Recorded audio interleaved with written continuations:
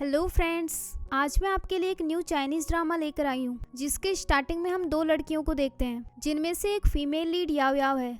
वो दोनों दो लोगों के साथ ड्रिंक कर रही होती हैं। तभी एक आदमी मिस्टर फेंग से बोला, मैं आपको इन दोनों से इंट्रोड्यूस करवाना भूल गया। ये याव याव है और वो टिंग टिंग।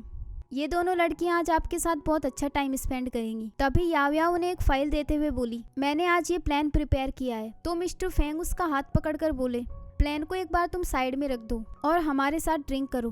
फिर वो दोनों उनके साथ ड्रिंक करने लगती हैं। इसके याव याव उस प्लान को दूसरे आदमी को देती है और वो मिस्टर फेंग को उस प्लान को समझाने लगते हैं। और तभी याव याव और उसकी फ्रेंड अपने पीछे बैठे हुए एक लड़के की बातें सुनने लगते हैं जो एक लेडी से कह रहा था, मिसेज लिन, मेरा टाइम बहुत प्रीसियस है। अगर आप मेरे साथ डिनर करना चाहती हैं तो आपको इसके पैसे देने होंगे। मेरी फीस 10,000 RMB पर हावर है। ये सुनकर मिसेज लिन कहती हैं, ठीक है, ये इतनी भी ज्यादा नहीं है जितना मैंने सोचा था, लेकिन मुझे तुम पूरा दिन चाहिए। ये सुनकर टिंग टिंग बोली, ये लोग ओपनली ऐसी बातें कैसे कर सकते हैं। तभी याव याव पीछे मुड़कर उस लड़के की तरफ देखती है। फिर मिसेज लिन उस लड़के से बोली, देखो ये पूरी टेबल डिशेज से भरी हुई है, मैं अकेले इसे फिनिश नहीं कर सकती, तो तुम पहले मुझे खाने में कंपनी दो और उसके बाद हम साथ में बाहर वॉक पर चलेंगे। लेकिन वो लड़का कहता है कि मेरे पास टाइम नहीं है। फिर मिसेज लिन बोली, मैं तुम्हें 1 घंटे के 20,000 युआन दूंगी। लेकिन वो लड़का बोला, सॉरी, मैं सिर्फ प्रोफेशनल सर्विस प्रोवाइड करता हूँ। ये कहकर वो वहाँ से चला गया। वहीं मिसेज फेंग याव याव के करीब जाकर, मैं इस प्लान पर तुम्हारे थॉट्स सुनना चाहता हूँ। ये देखकर याव याव उनसे दूर हट जाती है, लेकिन मिस्टर फेंग उसके पैर पर अपना हाथ रख देते हैं और फिर याव याव उन्हें दूर धक्का दे देती है। तभी वो दूसरा आदमी उस पर चिल्लाते हुए बोला, याव याव, ये तुम क्या कर, अभी के अभी मिस्टर फेंग से माफी मांगो। क्या तुम काम नहीं करना चाहती? इस पर याव याव कहती है, मैं एक लॉयर हूँ और मैं सिर्फ प्रोफेशनल सर्विस प्रोवाइड करती हूँ। फिर वो थोड़ी ड्रिंक लेकर उसे मिस्टर फेंग के ऊपर फेंक देती है और गुस्से में वहाँ से बाहर चली गई। तभी टिंग टिंग उससे बोली, क्या तुम सच में रिजाइन करने वाली हो? तो याव याव कहती है, हमने इतनी मेहनत क्या इन लोगों के साथ ड्रिंक करने के लिए की थी। तभी टिंग टिंग उससे बोली, ठीक है, पर ये बात हाउसी को पता नहीं लगनी चाहिए, वरना वो मुझे बहुत डांटेगा। तो याव याव उससे कहती है, हम इस तरह दूसरों को अपना एडवांटेज उठाने नहीं दे सकते। तभी वो वहाँ पर उसी लड़के को देखती है जो इस ड्रामा का मेल लीड शान हैंग है। वो बहुत एक्सपेंसिव कार में बैठकर वहाँ से जा रहा होता है। उसे देखकर टिंग टिंग बोली, क्या इतना रिच बन महंगी कार चलाना पॉसिबल है? तो याव याव कहती है, हो सकता है उसने भी दिन रात बहुत हार्ड वर्क किया हो। खैर, अब तुम वापस मुझे अंदर जाने के लिए फोर्स मत करना। इस पर टिंग टिंग कहती है, मैं तुम्हें फोर्स नहीं कर रही, मैं भी तुम्हारे साथ क्विट कर, चलो अब हम साथ में कहीं खाने के लिए चलते हैं। ये कहकर वो दोनों वहाँ से चली गई। अगले सीन में याव याव अपार्टमेंट के बाहर खड़ी होती है और वो उसकी फोटो क्लिक करके टिंग टिंग के पास भेजती है। फिर वो टिंग टिंग को कॉल करके बोली, मैंने एक अपार्टमेंट रेंट पर ले लिया है जिसमें 2 बेडरूम्स हैं और एक लिविंग रूम। बाद में मैं उसे शेयर करने के लिए एक रूममेट भी ढूंढ लूंगी। तभी वहाँ पर शान हैंग भी आ जाता है। उसे देखकर याव याव बोली, ये तो वही लड़का है, इतना अमीर होकर भी ये ऐसे अपार्टमेंट में रहता है। अगले सीन में वो अपना सामान लेकर ऊपर जा रही होती है और सीढ़ियों पर चलने की वजह से वो बहुत थक गई थी, तो वो कर रेस्ट करने लग जाती है। तभी वो वहाँ पर शान हैंग को आते हुए देखती है और अपने आप से बोली, ये कौन सी ड्रामा का प्लॉट है? मेल और फीमेल लीड सेम बिल्डिंग में रहते हैं। फिर वो शान हैंग से कहने लगी, तुम भी इसी बिल्डिंग में रहते हो? शान हैंग उससे रूड आवाज में बोला, अगर तुम ऊपर नहीं जा रही तो प्लीज साइड में हट जाओ। ये सुनकर वो वहाँ से हट जाती है। फिर शान हैंग अपने घर के अंदर जाने लगता है। तभी याव याव उसे रोककर बोली, ये घर तो अभी अभी मैंने रेंट पर लिया है, लगता है तुम गलत पैलेस पर आ गए हो। इस पर शान हैंग बोला, घर पर तुम आई हो। ये सुनकर याव याव एक की निकालती है और उस घर के डोर को खोल देती है और उसे दिखाकर फिर से लॉक कर देती है। इसके बाद शान हैंग भी अपनी की निकालता है और वो डोर खुल जाता है और फिर उससे बोला, लगता है उन्होंने हमको सेम बिल्डिंग रेंट पर दी है, तो तुम एजेंसी से बात करके उनसे रिफंड ले लो।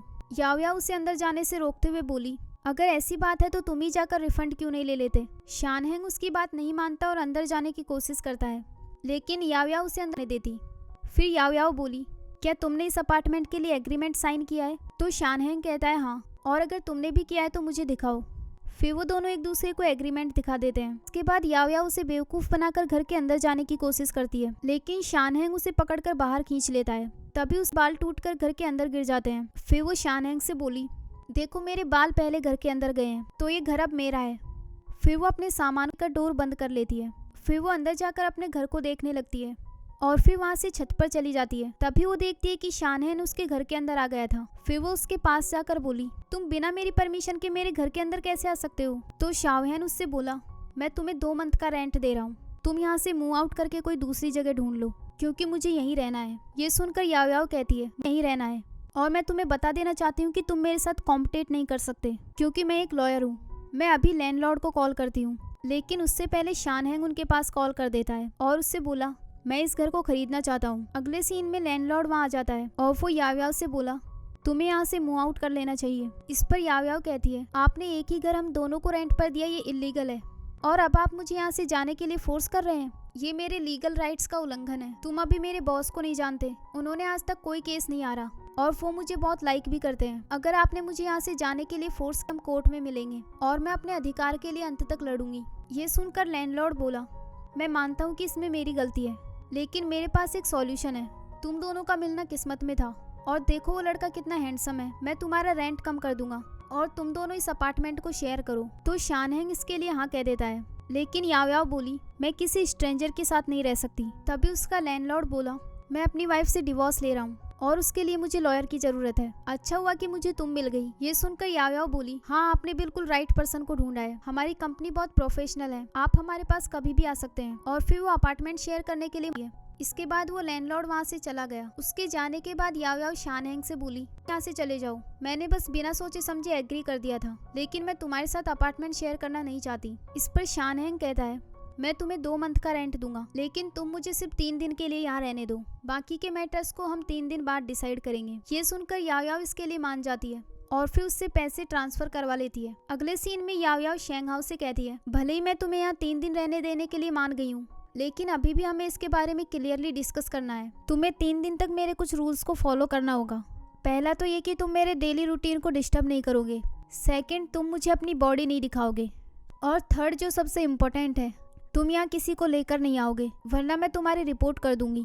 इस पर शानहेंग कहता है, किस बात की रिपोर्ट? तो याव बोली, देखो तुम कितने यंग और हैंडसम हो, लेकिन तुम पैसों के लिए अपने लुक्स पर डिपेंड हो। मुझे तुम्हारी थोड़ी फिक्र हो रही है। कहीं ऐसा ना हो कि तुम्हारा कोई क्रिमिनल रिकॉर्ड बन जाए, उसकी वजह से तुम्हें फ्यूचर में कोई प्रॉपर जॉब भी नहीं मिलेगी। मेरी इस बात को सीरियसली लेना। ये कहकर वो वहाँ से चली गई।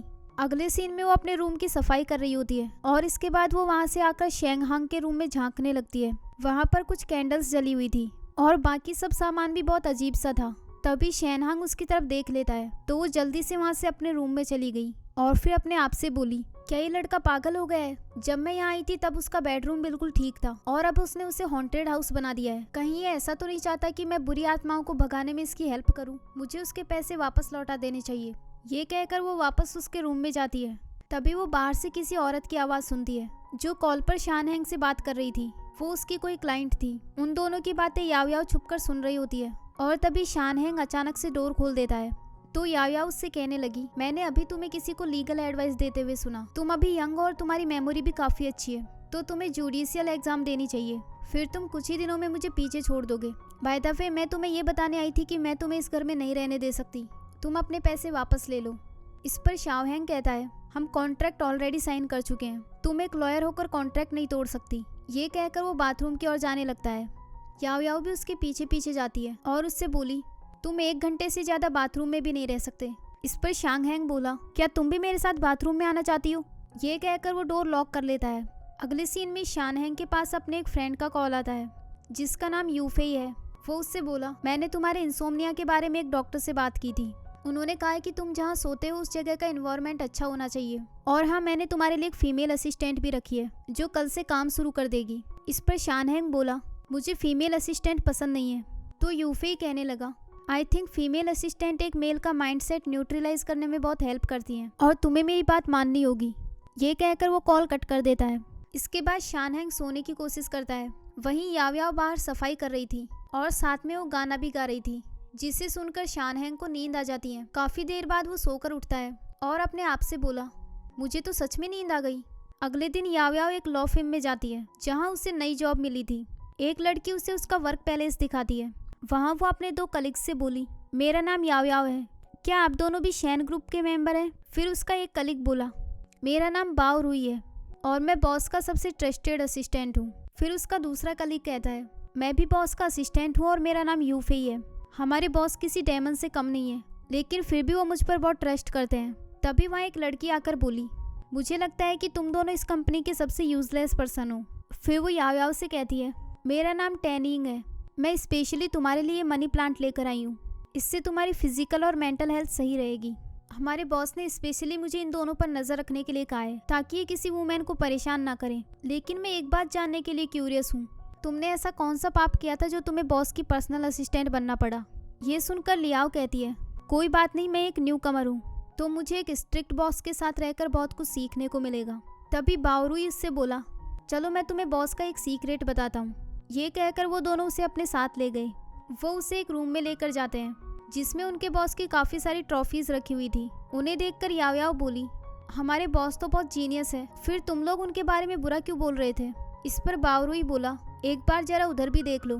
वो देखती है कि वहाँ पर कुछ डरावनी चीज़ें और धमकी भरे लेटर्स रखे हुए थे। वो लेटर उनके बॉस को अपोजिट पार्टीज ने भेजे थे। तभी वहाँ पर उनका बॉस आ जाता है जो और कोई नहीं बल्कि शेन हैंग था। उसे देखकर याओ याओ शॉक्ड हो जाती है। तभी बाओरुई उससे बोला, क्या तुम इन्हें जानती हो? इस पर याओ याओ मना कर देती है, लेकिन शेन हैंग बोला, तुम मुझे कैसे नहीं जानती? हम दोनों ने साथ में लीगल इश्यूज के बारे में डिस्कस किया था। फिर वो उन्हें एक और लेटर वहाँ रखने के लिए कहता है और याओ याओ को अपने ऑफिस में बुलाकर वहाँ से चला गया। अगले सीन में वो शेन हैंग के ऑफिस में होती है और वो याओ याओ से बोला, अब तुम्हें कुछ कहना है? इस पर याओ याओ कहती है, मैं अपनी गलती मानती हूँ और मैं आपके साथ रेंट शेयर करने के लिए तैयार हूँ, प्लीज़ मुझे माफ़ कर दो। इस पर शेन हैंग बोला, मैं ये कहना चाहता था कि अब हमें साथ में काम करने की बहुत सारी अपॉर्चुनिटीज़ मिलेंगी, तो तुम कोई भी अनप्रोफेशनल काम मत करना, क्योंकि तुमसे पहले मेरे 25 असिस्टेंट रह चुके हैं जिन्हें मैंने उनकी गलती की वजह से निकाल दिया। अब तुम्हारे कोई और क्वेश्चंस हैं? तो याओ याओ बोली, कुछ दिन पहले मैंने आपको एक रेस्टोरेंट में देखा था जहाँ एक लेडी आपको अपने साथ खाना खाने के और बाहर घूमने चलने के लिए काफ़ी सारा अमाउंट दे रही थी, लेकिन आपने उसे रिजेक्ट कर दिया। इस पर शेंगहेन बताता है कि वो मेरी मॉम थी। अगले सीन में याओ याओ घर की सफाई कर रही होती है और तभी उसे शेनहेंग के रूम से एक अजीब आवाज़ आती है। वो वहाँ जाकर देखती है तो वहाँ एक म्यूजिक प्ले हो रहा था जिसे वो ऑफ कर देती है। तभी गलती से उससे एक वुडन स्टैचू नीचे गिर जाती है। फिर वो जल्दी जल्दी से उसे जोड़ने लगती है, लेकिन तभी उसे शेनहेंग के आने की आवाज़ आती है तो वो जल्दी से रूम से बाहर निकलने लगती है। तभी शेनहेंग उसे देख लेता है तो याओ याओ उसे बताती है कि मैं वहाँ सिर्फ सफाई कर रही थी। इसके बाद शेनहेंग अपने रूम में जाने लगता है तो याओ याओ उसे रोकते हुए बोली, हमें साथ में ये सी ड्रामा देखना चाहिए, ये ड्रामा बहुत अच्छा है। तो शेनहेंग बोला, ड्रामा देखने के बजाय अगर तुम लॉ के बारे में स्टडी करो तो ज़्यादा अच्छा होगा, तुम भी वही मिस्टेक कर रही हो जो मेरे पुराने असिस्टेंट्स ने की थी। ये कहकर वो अपने रूम में चला जाता है। थोड़ी देर बाद उसे शेनहेंग के चिल्लाने की आवाज़ आती है और वो याओ याओ को घर से बाहर निकाल देता है। फिर याओ याओ उससे कहती है, मुझसे वो वुडन स्टैचू गलती से टूट गई और मैं उसका मुआवजा देने के लिए भी तैयार हूँ। तो शेनहेंग बोला, वो मुझे मेरे एक फ्रेंड ने गिफ्ट दी थी, मेरे लिए वो बहुत इंपॉर्टेंट थी। इस पर याओ याओ कहती है, मैं भी यहाँ की टीनेंट हूँ, अगर आप मेरे साथ नहीं रहना चाहते तो आप जा सकते हैं, आपको मुझे यहाँ से निकालने का कोई अधिकार नहीं है। इस पर शेनहेंग बोला, पर मैं तुम्हारा बॉस हूँ और मैं तुम्हें जॉब से निकाल सकता हूँ, फिर तुम्हारे पास रेंट देने के भी पैसे नहीं होंगे। ये कहकर वो डोर बंद कर लेता है। अगले सीन में याओ याओ रोड पर बैठी होती है और वो वहाँ टैक्सी का वेट कर रही थी। तभी वो शेनहेंग को आते हुए देखती है और उससे बोली, मुझे पता था आप इतने हर्टलेस नहीं हो। तो शेनहेंग कहता है, तुम अभी तक गई नहीं और मैं यहाँ तुम्हें वापस लेने नहीं आया, चलो मैं तुम्हारे लिए कैब बुक कर देता हूँ। फिर वो कैब बुक करके वहाँ से चला गया। अगले सीन में याओ याओ एक होटल में रहने के लिए जाती है, लेकिन वो बहुत महंगा था तो वो वहाँ से वापस चली गई। और इसके बाद वो अपनी कंपनी में जाती है क्योंकि वहाँ ओवर टाइम करने वाले को रहने और खाने के लिए फ्री मिलता था। वहाँ जाकर वो अपने आप से बोली, मुझे कोई नया पेरेंट्स ढूंढने में 1 वीक लगेगा, तब तक मुझे यहीं रहना चाहिए। इसी के साथ ही ये एपिसोड यहीं एंड हो जाता है। नेक्स्ट एपिसोड देखने के लिए इस चैनल को सब्सक्राइब कर लीजिए। Thanks for watching.